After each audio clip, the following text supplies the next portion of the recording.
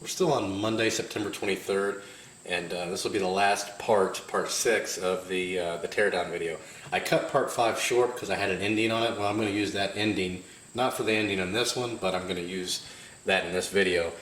Because while rendering, which took a couple hours, and uploading took a couple hours, somebody had posted, hey, can you give, maybe some eBay tips, what have you, as far as displaying, that kind of thing. So we're going to do that, and that'll be the last part of this video. Right now we're going to pan over to all the parts that are there. You'll see the video where I have them all laid out, and then I will also put each of the pictures in the video. So we'll pan over to that, and then we'll be back. It's going to be the last part of this video. It is still Monday, September 3rd, and these are the items we're going to be listing. So you've got the motor here, which is pretty clean now. Complete exhaust system, minus the doesn't have the bath on the end. Rear fender, triple clamps, gauge, ignition, headlight brackets, rear brake lever, carburetor, fuel petcock, tank, oil tank. Got the rear or front wheel, rear wheel, fork tubes, pegs, rear shocks. I already mentioned the fender, handlebars, light, complete frame, which who knows, I may just scrap that or throw it away. I don't really scrap anything. Rear subframe, seat, the filter housing, kickstart, and the wiring harness. So that's everything. Next thing I'll do will be, everything's pretty clean, as much as I'm going to clean it. I really wanted to get that motor. It's pretty darn good, actually. Wanted to get that clean. So the next thing I'll do, which I'm not going to film, is I'm just going to take pictures individually of each item, make it look all pretty, and put it up on eBay. So if you have any questions or comments, anything like that, suggestions, post those below. If you're interested in anything, just bid on the eBay auctions.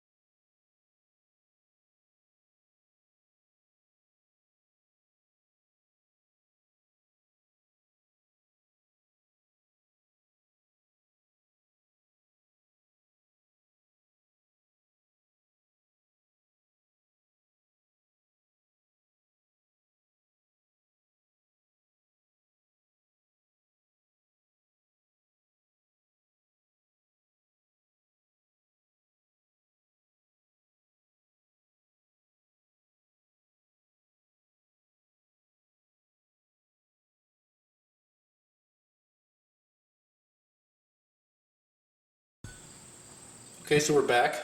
You probably saw the parts laying on the floor, and then you also saw all the pictures where most of them were on this counter here. And I'll show you what I do to get good photos. First of all, I mean, an iPhone 4S takes really good photos, but still not as good as a camera. So I use this sometimes, but more times than not, I do not use it. Get a good quality camera if you want really, really good detailed photos. You know, like the camera I use, which I've actually recorded some videos on before, and I've had this for a while now. It's a Canon SD 1400 IS. So I've had this for a while. I mean, there's no reason for me to get anything else, really. I'm not in professional photography or anything like that, but I do like to display my eBay pieces as well as I can. So one thing to keep in mind, we'll pan down here, is when you are taking a photo, try not to have any junk, you know, like this, which I think in a couple photos I did have that hard drive there. There's a battery there, but try not to have any junk in the photo. I like to have just a nice background. So I like to have this background here, or maybe the carpet in the house. A lot of guys will use like a sheet, like a white sheet, something like that. So when you're displaying a piece, like we'll take this fender. This is the fender from the Good Bike that I'm going to be selling because it just has one chip in it. So we'll have that there, and then when we're actually taking the photo, move this out of the way, we'll go like that. So that's all you see. Get this cord out of the way. That's all you see in the photo. Makes it look a lot better. Also, one thing I've got is up here, I actually have a fluorescent light there. So now, my hand out of the way, you've got a really, really good shot. And you can take a nice picture of that. Sometimes, depending on the product, you won't want that light. Turn that light off and use the flash on your camera. You'll have to get used to it. You'll know what kind of reflection. You'll just get used to seeing what gives you a better picture. Most of the ones that I've taken on there do have the light on. Some of them do not. So that, you know, that makes it look like, hey, that's a really nice piece. He doesn't have, you know, if I took it like this,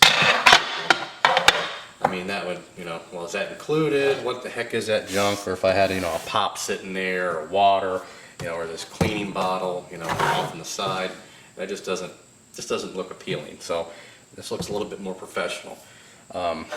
And, you know, as far as your wording, you know, use spell check if you can't spell.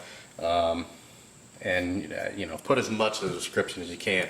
And you can copy and paste that. So that's what I usually do. I'll put a really good description, I'll copy and paste, and then I'll go from there. Now, as far as cleaning the parts, like the motor, this is not Simple Green, this is Purple Power. And I basically get it in a gallon jug, which, I don't think I have any right now. That's the last of what I have. Which a gallon makes 5 gallons. So this is what I use most of the time. I do use Simple Green sometimes. I'll use that and a brush, clean it up. If it's a plastic part, you know, maybe some Armor All. I'm not trying to make it look misleading or anything like that. Just making it look as good as it possibly can. This, you know, I cleaned. Basically just used some Purple Power. It really wasn't that dirty, but it cleaned the underside pretty nicely. And it's pretty potent, so you do want to wear some gloves with this stuff. It can sting a little bit. So that's really it. Just you know, a couple little tips. Like I said, I don't have a lot for you, but the lighting, again, we'll turn the light off. You can see, kind of, that could be a good picture, but in this case, that will be a nice, really, really nice photo. Get that out of the way. There. So it just looks more professional. Try to center it, so we'll get the camera. We'll move the camera a bit so we can center it. And you want it straight. There you go. You don't want a picture like this. Looks like there's less to be sold. I don't know why. Again, down here, you don't want that. And if you're selling multiple items, what can we do with multiple items? So, you know, if you are selling multiple items, like we're selling this phone, we're selling the iPhone, say we're selling a camera, all in a big lot. Try to make everything a little even and spread everything out. You know, what's included. Take multiple pictures of it. So we have that, and then we've got our case up here. We'll kind of make it look like there. If we fill it all up in the frame, makes you look like you're getting a little bit more than you actually are. And then if you had, like, you know, we'll say this is a, pretend that was a cord. And that's just how I like to do the auctions.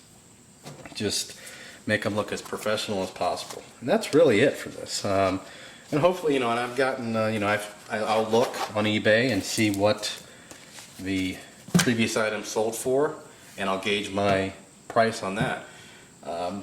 It varies. You could use buy it nows.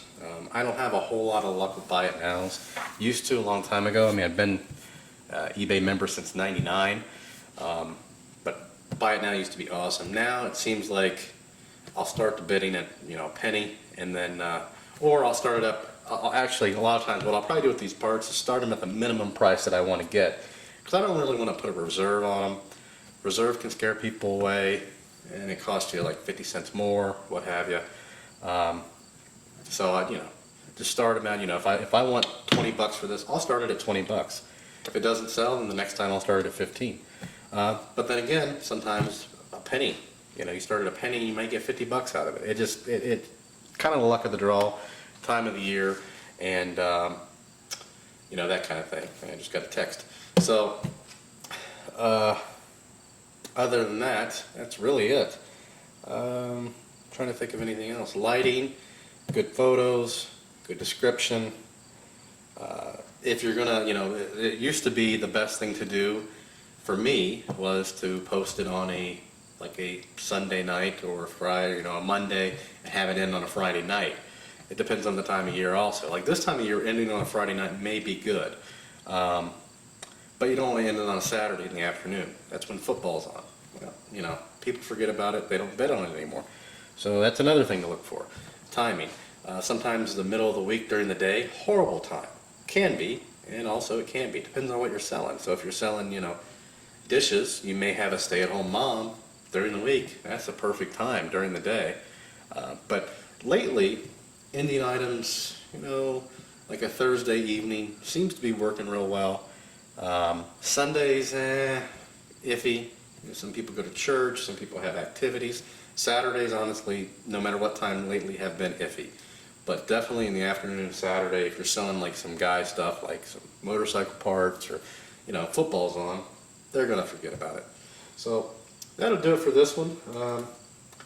Hopefully that helps you out. I mean, like I said, it's not a whole lot of inside information there, but I have had some success with it, with both the bikes recently, and I've sold, you know, got a lot of feedback on eBay. So if you have any questions or comments or any suggestions, post those below. Subscribe, and as always, thanks for watching.